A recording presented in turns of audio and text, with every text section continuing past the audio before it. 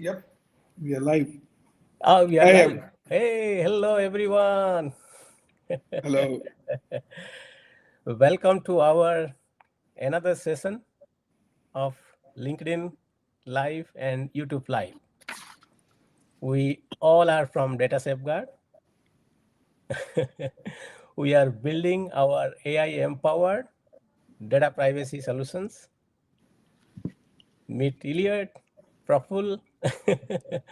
Both are based out of our Silicon Valley, California, Santa Clara. I am joining from Troy City, Michigan. Hope you all are doing great. Hi, everyone. Thank you. Data privacy is not a luxury, but a fundamental human rights in the digital age, where the footprint of our lives is it's in bits and bytes. Today, we will discuss about what is data privacy and what is data privacy so important to us in our day-to-day life. We have two thought leaders. Elliot is our Chief Privacy Officer, Praful, our Senior Director, Head of Products. So let's hear from them. Praful, what is data privacy? Hey, Damodar, this is a very good question. Uh, Data privacy, according to me, is basically the right of the individual to control their personal data. Okay. When I say that, what I mean is basically what, how, and who. What is data? What data they want to uh, what data they need to collect, how they're going to use, how the data is getting used, and who is using that. They should be knowing all that information for them to make a decision of their data privacy, of what their data privacy is. Great. So why data privacy is so important in our life? Everybody is talking about data privacy. All the governments are coming out of with Privacy Act, including India recently. So why is so important, Praful? Uh, it is important because there are two reasons. One is because it is essential for our individual freedom and autonomy. What I mean when I say that is, um, when our data is collected and used without our knowledge, it could be used in a which is detrimental to us as an individual, as well as to as in a society that we live in. For example, our data can be used to target us for advertising, discriminating against us, or even commit identity theft and frauds. Okay, so that is one thing. The second thing that I'm thinking is data privacy is important for our collective well-being. When our data is not protected, it will be used to manipulate us for political gains, for spreading misinformation, and even undermining our democracy. Great answer, Praful. Appreciate. Thank you. My third question to you, Praful. What are some of the ways that our data is collected and used? Our data is collected and used in a variety of ways. Business collects our data. Uh, the way I say it is, business collects our data when we go to shop. Okay, Mhm. they collect our information. When we are searching something on Google or something, they are collecting our data. They know what we are looking for, what we are buying, who are we as an individual, what are our choices that we are making, which can be used by the agencies to to to to target us. Okay, the government is also collecting data, such as, for example, they when you apply for a passport, or when Yeah. we do um, uh, when you apply for or you file your taxes, they're collecting your data. If that data gets stolen, it can get into the wrong hands, and they can use our data. So those are the things. Okay, even your smart devices that you have right now, Yeah. They are collecting your data. So you have your Google Home, you have things that are there, and they are collecting your data, which can be used uh, against you Great. Thank you. or to Coming, target you. yeah, absolutely. Elliot, you want to add anything? What Okay. was that, Damo? No, I'm coming back to Elliot. So, what Okay. are some of the risks of data privacy breaches? Well, as Praful said, data privacy needs to be really forefront with all the Yeah. different collections that are going on. When there's a data privacy breach, and by the way, many breaches come to companies which have very good endpoint to end security, network security, but still personal information gets leaked out and it causes a number of risks to the company, tremendous reputational risk. To the customer, they can suffer from identity theft. They can have financial fraud where people are opening and closing accounts or drawing balances, Hmm. a number of different crimes. But really, a company has to think about what their reputation and what they represent in the marketplace. If you're a hotel uh, chain provider Okay. and your customer lists are leaked, it could be millions of customers, and there can be incredible damage as a result, both to your customers as well as to your reputation. And as Praful wisely said, don't forget about Google Home, Yeah. your smartphones, and also simple things like fitness trackers are Yeah. collecting personal information about you, biometric information. Absolutely. Absolutely. Thank you. So, let's say Damo being an individual, what can individuals do to protect their data privacy, Elliot? Well, there's a number of things that an individual can do to protect their data privacy. And here's a few tips. Okay. One is do business. If you're going to expose your personal information or your health information, your protected health information, make sure that the company has in place tools that will either redact or mask your personal data. So there's no chance that that information, even if there is a breach, will get Okay. leaked. More importantly, be careful what information you share online.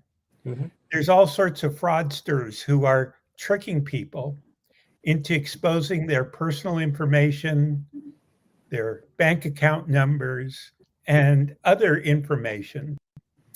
And remember, it's your information, and you have a choice. And don't do anything you're uncomfortable with. Yeah. Use a strong password. Too many passwords are easily broken. Passwords which consists of a word and numbers can be broken within a second. Um, Passwords that have a zero in them is also very easy to break. So use strong passwords, which is a combination of words, letters, special characters, and make sure you not only create that password, but you keep it secret. Too many people have uh, notes all over their laptop with their passwords written Yeah. on it. Yeah. That's not good. Yeah. Um, Another thing you need to be important, especially in this era of spam, is be careful what you're clicking on when it comes to emails and websites. If the offer is too good to be true, then it probably is a scam or a fraud. So don't click on it. Yeah. There's a number of malicious software websites that will download information and take control over your laptop and basically capture your personal information, sometimes without you even realizing it until it's too late. Yeah. Again, be very careful on what links you click on, both within emails and website. When you use a browser, make sure that that browser is, in terms of setting, is using its utmost security and privacy. There's a number of browsers out there. I like to use Chrome with enhanced Okay. security. Other people Mhm. like to use Microsoft Edge. Some people like to use Safari. Some people like using Firefox, and Yeah. others just make sure that all security and privacy settings are turned on. Those are built-in features. Sometimes you Yeah. have to um, activate in order for them to go into place. And then, in this era of open Wi-Fi, if you go into a cafe or if you go someplace, be careful when you log into that Wi-Fi, especially if there's no privacy, no ID and password, Yeah. that they're assume people are snooping and watching what you're doing. So if you have the ability to buy a VPN, a virtual private network, that will help tremendously in keeping whatever you type at Yeah. that public site private. So look into VPNs. Okay. And I guess finally, just be careful. Understand that the privacy policies are for you, and make sure that the website and apps you use um, are follow those existing privacy and information security policies. Make sure you understand the data is being collected and used. Yeah. And if information is collected, make sure that information is protected through Yeah. tools like redaction and masking. Great answer. Thank you, Elliot. It was very elaborative, useful. Coming back to Praful, most of the government, let's say it started with, let's say, GDPR in Europe, let's say CC, California Consumer Protection Act, then few other states, including India.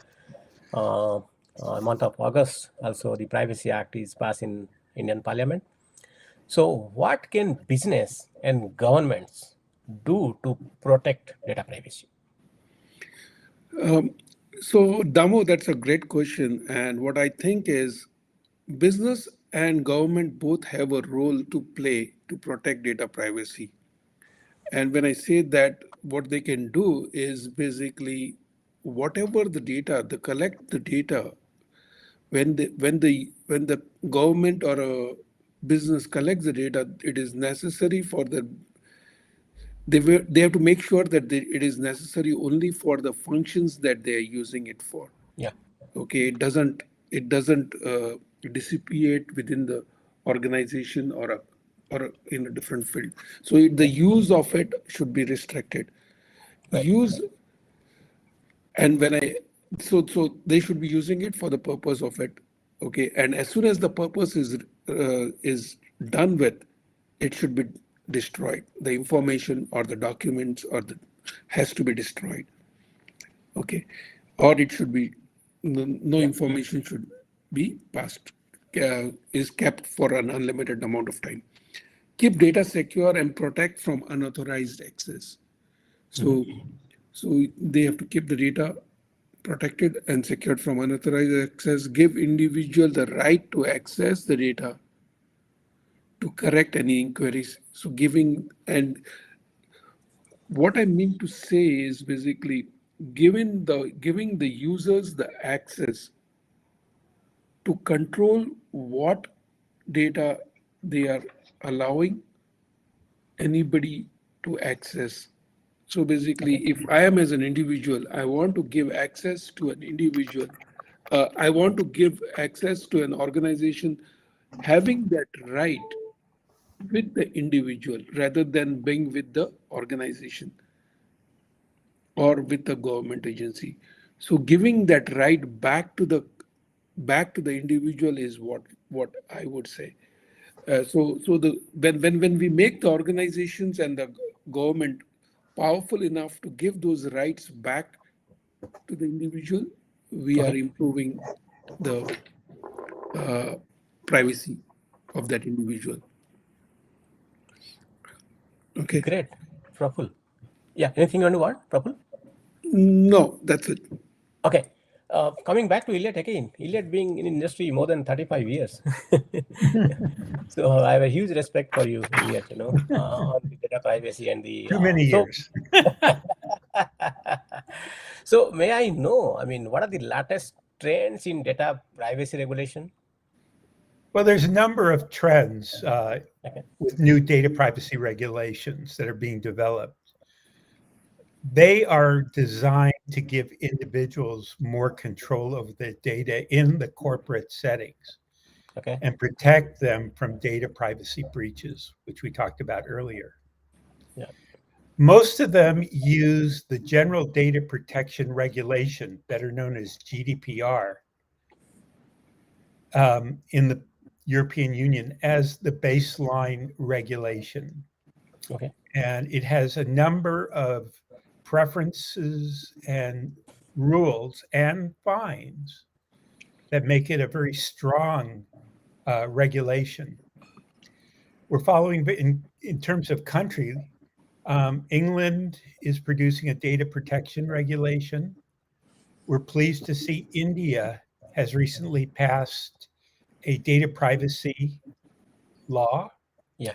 Singapore is about to pass one. Korea is about to pass one. Japan has one, which is making its way through parliament there. In the United States, the privacy acts are mostly at the state level, with California's Consumer Privacy Act, or better known as CCPA, leading the charge as the general baseline privacy policy for states. But we're seeing New York, Virginia, Delaware, Maine, Vermont, Michigan, Minnesota, um, Alabama, Louisiana, Colorado, and Oregon and Washington Okay. coming online. So we're seeing a lot of protection and regulations, which can do nothing but help consumers. That's great. Great. One subsequent question to Elliot. We are 8 billion people on Earth, and we these days we are all digital savvy, tech savvy, right? Mhm. And we share our data everywhere. So, what are the challenges of protecting data privacy in the digital age? I, it's a good question, and Praful alluded to many of them in his Yeah. discussion. I think there's basically four challenges that affect the ever increasing amount of data that's collected. Hmm. The first is we're seeing proliferation of databases, customer relationship management, CRM tools, which have a tendency to over compensate personal information in terms of identifying and verifying the individual. So we're seeing these huge proliferation of major CRM systems. In healthcare, we're seeing the advent of medical records, electronic medical records, which by its very nature um, is protected by, in the US, by federal government agencies. But you're seeing the interconnection of these medical records among hospitals across the United States. We're seeing new complexities and technologies where the collection and storage of data is immediate. And so it's very important that your personal information, if it is collected and stored, that it's stored in a way that you're comfortable with. Plus, the the good the good news is the internet is a global has global reach. The Yeah. bad news is the internet has global reach. Yeah. It makes it very difficult for countries, states to enforce data privacy laws when information is leaving countries and going places where you don't necessarily want it to go.